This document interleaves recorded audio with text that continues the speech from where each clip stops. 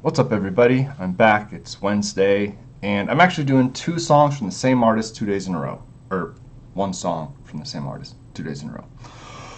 I'm doing "Chokehold" today by Sleep Token. When I first started doing Sleep Token reactions, reviews, whatever you want to call them, I didn't do this one, but as far as I'm aware, this is the first single from "Take Me Back to Eden." So I saw that Will Ramos from Lorna Shore had done a video with some other, like a vocal coach and a reactor, talking about this song, and I realized I hadn't listened to it yet. So I didn't watch the whole. It was like 30 minutes. I have no interest in getting that involved. But anyway, so I'm doing "Chokehold" by Sleep Token today. That's the point. I have my coffee, as always, in my nice Pikes Peak mug today. A couple things. I'm not a professional. Please don't expect me to review this as one. Don't be a dick. I try really hard to be thoughtful with these. Whether or not I like the artist, I try to be thoughtful. And sometimes that does mean I'm mean, but in a thoughtful way. And, like and subscribe. I'm almost at 5,000 subscribers. I think we're like 30 away. So if I could get a few folks on board, that'd be cool. But with that out of the way, let's get right into it. This is "Chokehold" by Sleep Token.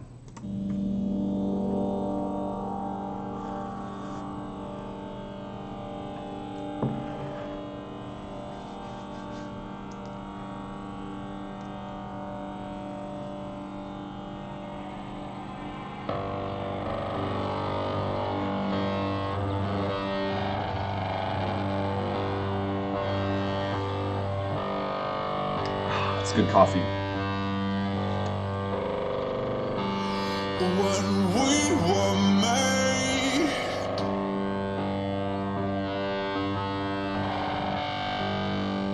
it was no accident.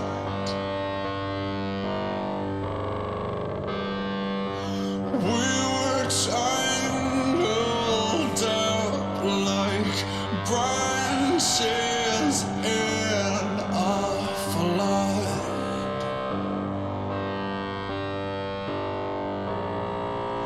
I come as a blade,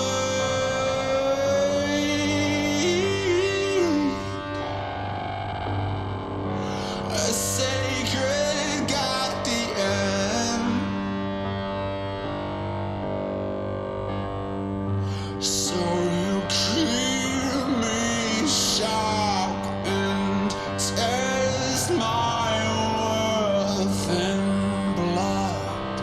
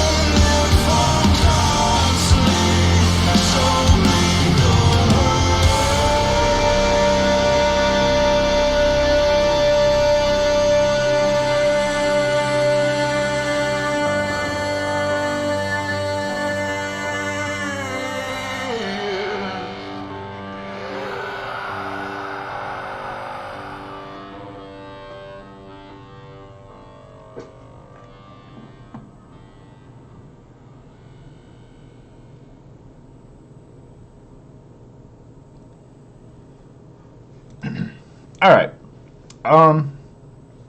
So Will Ramos says this is the best Sleep Token song, and I will disagree with him personally. Possibly it's because he hadn't heard "Do You Wish That You Loved Me" yet, which is my current favorite Sleep Token song. I reviewed it yesterday, and then I listened to it probably another dozen times. Something about that song, man, it got in my brain. I do like this one. This is a good song. I will say maybe I'm spoiled, or maybe maybe I don't have a fair view of like vocalists, because the way I was raised very conservatively, right? In a conservative church, and I was raised in a branch of the Christian movement that does not believe in using musical instruments at all. None in the church, none in the service. So everybody that I grew up with, every church that I grew up in, the college that I went to, everybody could sing, right? Everybody could sing 4-part harmony. Everybody could read music. The school I went to had a pretty impressive choral program. A lot of very, very talented like vocal majors, music majors.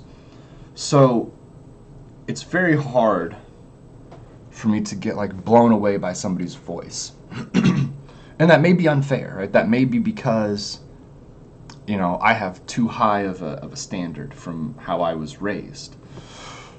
I think this guy's voice is good, and I enjoy it because it's a little different, right? He's singing in the back of his throat a little bit, is how it feels to me.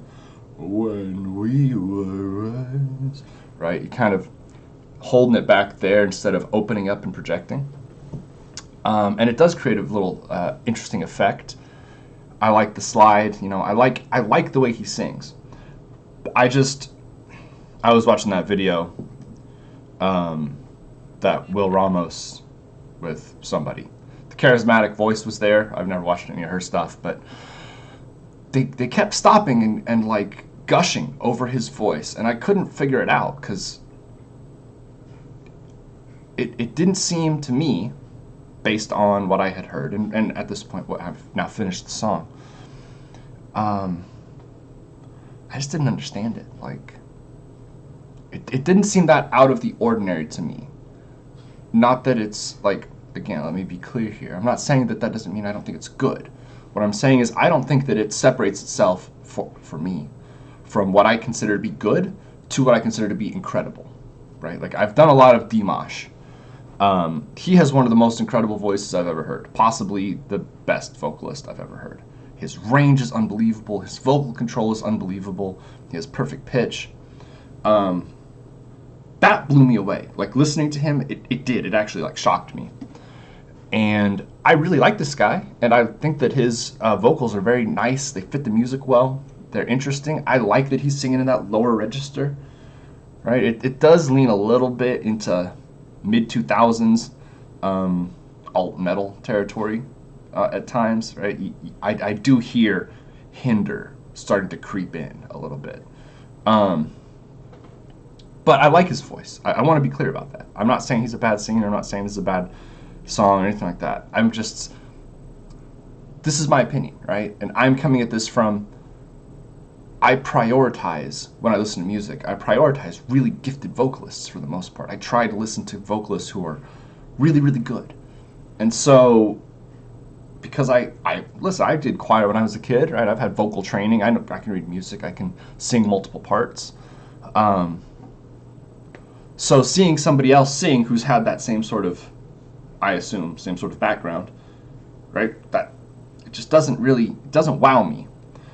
What wows me is the rest of it, right? I still prefer "Do You Wish That You Loved Me." I still think right now that's my favorite song off the album. I don't know if that will change. I really enjoyed the little trap beat when it drops in, and then I liked the heavy beat when it came in as well, when the heavy guitars come in. I think that was pretty cool.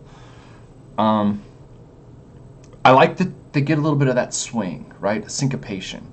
So for syncopation, for those of you who I know I said I wasn't going to get technical, and I rarely do, but so syncopation is instead of 1, 2, 3, 4, right? Beat, beat, beat, beat. Syncopation is 1, 2, 3, 4, right? There's sort of a 1, 2. You drag out one of the notes. Let me see if I can.